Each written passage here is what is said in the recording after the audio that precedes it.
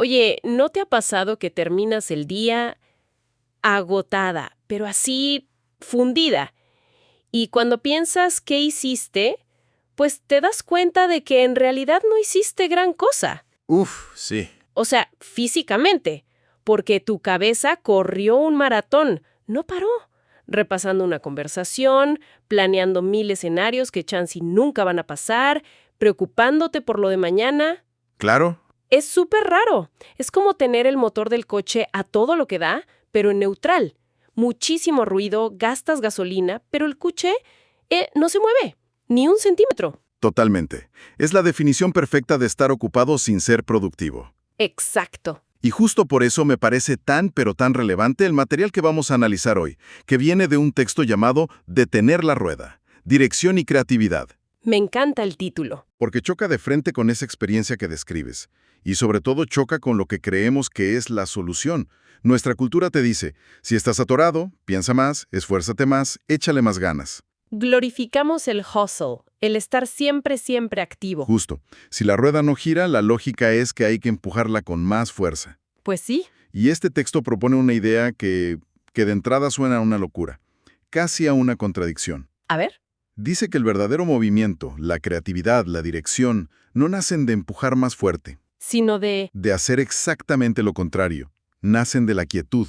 Y ahí es donde uno dice, a ver, ¿cómo? Suena a que si dejas de pedalear te vas a caer. Claro. La idea de que detener la mente puede ser la clave para avanzar, en lugar de para paralizarnos, es el centro de todo. Y justo eso es lo que vamos a desglosar. Queremos entender esta idea que de entrada parece no tener ningún sentido. Pues empecemos por el problema. El texto le pone un nombre muy claro a ese estado mental, a esa rueda que gira sin avanzar. Lo llama rumiación. La rumiación. Y usa una analogía que es brutalmente precisa. Dice que la mente es como la rueda de un hámster. Sí, es buenísima. Y dice algo como, cuanto más rápido corre el hámster, más firmemente permanece en el mismo punto. Es una imagen perfecta. Describe ese esfuerzo que se siente real, pero que en el fondo es inútil. Te cansas, sudas, pero sigues en la misma jaula. Y fíjate, lo más interesante es que el texto no lo define como una indecisión consciente. No es que uno diga, voy a darle vueltas a este problema sin parar. Claro, no lo eliges. No, para nada. Lo define como un mecanismo, casi un reflejo. Dice que es un circuito cerrado que se activa cuando la energía interna está, digamos, dispersa. Dispersa. Sí, sin una dirección clara. Y aquí está la clave. La mente en ese estado no está buscando una solución, no busca claridad. Entonces, ¿qué busca? Simplemente busca continuidad. Continuidad. ¿Te refieres a seguir haciendo ruido para no quedarse en silencio? Exactamente.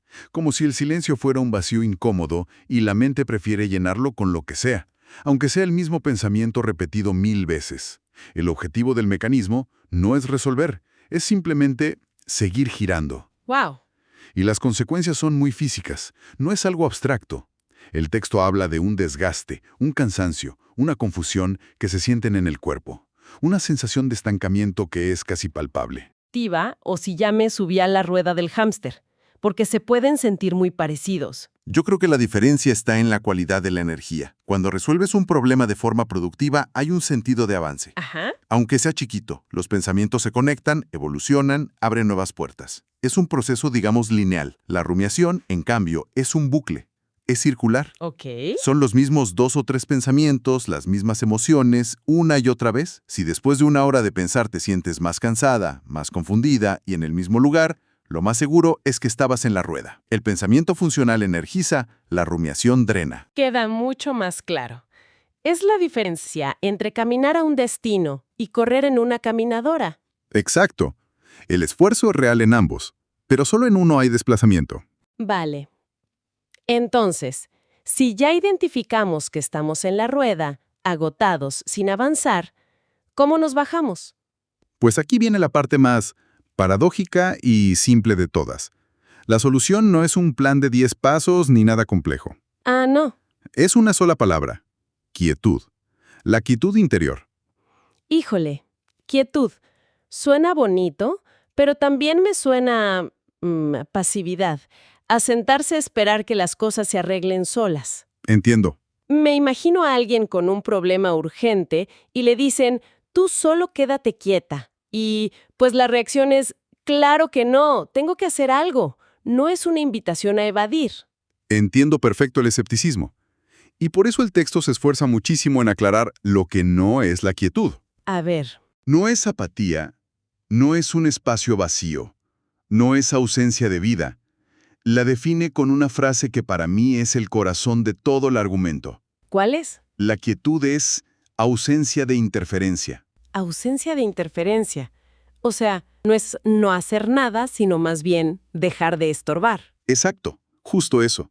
Imagina un estanque con el agua llena de lodo porque no dejas de agitarla con un palo. ¿Ok?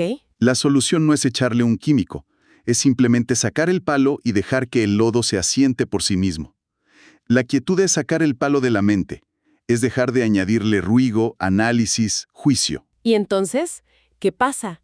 Porque el miedo es que si dejas de agitar, todo se quede ahí, estancado. El miedo es al vacío, sí, pero el texto dice que lo que emerge no es el vacío, emerge algo inesperado, la dirección. La dirección. Sí, cuando la mente se detiene, y esto es crucial, no porque la forces a callarse, sino porque comprendes que su ruido es inútil, la rueda se disuelve.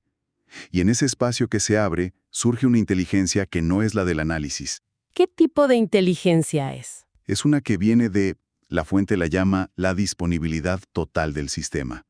Toda esa energía que se fugaba en el bucle por fin encuentra un cauce y empieza a fluir. Ok, esto sigue sonando un poco abstracto, muy filosófico, pero me acuerdo que en el texto hay una parte donde el autor lo pone a prueba, ¿no? Sí, y esa parte es clave. Cuenta una experiencia personal que lo aterriza todo. Exacto. Relata que se pasó varios meses con un único propósito, y era un propósito estrictamente interno. Cero metas externas. Cero. Su único objetivo era observarse, entender sus mecanismos. La frase que usa es conocer, no controlar. O sea, su proyecto de vida en ese momento era entenderse a sí mismo. Sin más. No era voy a entenderme para escribir un libro Para nada. o para lanzar mi empresa. El objetivo terminaba en sí mismo. Precisamente. Era un trabajo de, en sus palabras, realizar la interioridad. Todo el foco, toda la energía estaba puesta hacia adentro, sin ninguna expectativa de lo que pudiera pasar afuera. Híjole, es que ese es un acto de confianza radical. Va en contra de todo lo que nos enseñan sobre establecer metas, visualizar el éxito. De todo. Suena la receta perfecta para no lograr absolutamente nada, según los estándares del mundo. ¿Y entonces qué pasó? Pues pasó lo más inesperado. Ajá. Sin planearlo, sin decidirlo, el movimiento externo comenzó a surgir, por sí solo. De la nada, empezaron a aparecer textos, uno tras otro. Así nomás. Así nomás. Luego, ideas claras para videos. Después, la estructura completa para un podcast. Todo, según describe, con una fluidez, una naturalidad que eran lo opuesto al esfuerzo. Las cosas no se sentían fabricadas. Se sentían recibidas. Exacto, esa es la palabra que usa. ¡Wow! Es como si al dejar de buscar respuestas afuera, las respuestas empezaran a brotar desde adentro. Justo, Como si al dejar de empujar la puerta, ésta se abriera sola. esa es la metáfora perfecta. Y esto nos lleva al hallazgo principal de todo el texto, a la conclusión que lo amarra todo. ¿Qué es? Que la creatividad no es un acto de voluntad. No es algo que uno hace. No. No, es una consecuencia. ¿Una consecuencia de qué? De la quietud. Es la consecuencia natural de un estado interno de no interferencia. La mecánica que describe es muy lógica. A ver. Cuando la mente deja de ser un obstáculo para sí misma, cuando el sistema se libera del ruido del bucle, toda esa energía que se estaba desperdiciando encuentra una vía de salida. Ok. La claridad interna se convierte espontáneamente en acción externa. La quietud se transforma en expresión. La energía ya no gira en círculos, sino que se manifiesta. ¿Sabes?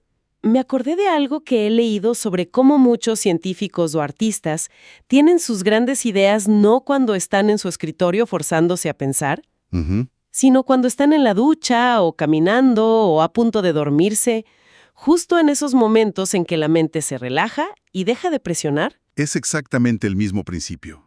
Es Arquímedes gritando Eureka en la bañera. Claro. La solución no llegó por más cálculo, sino cuando dejó de interferir.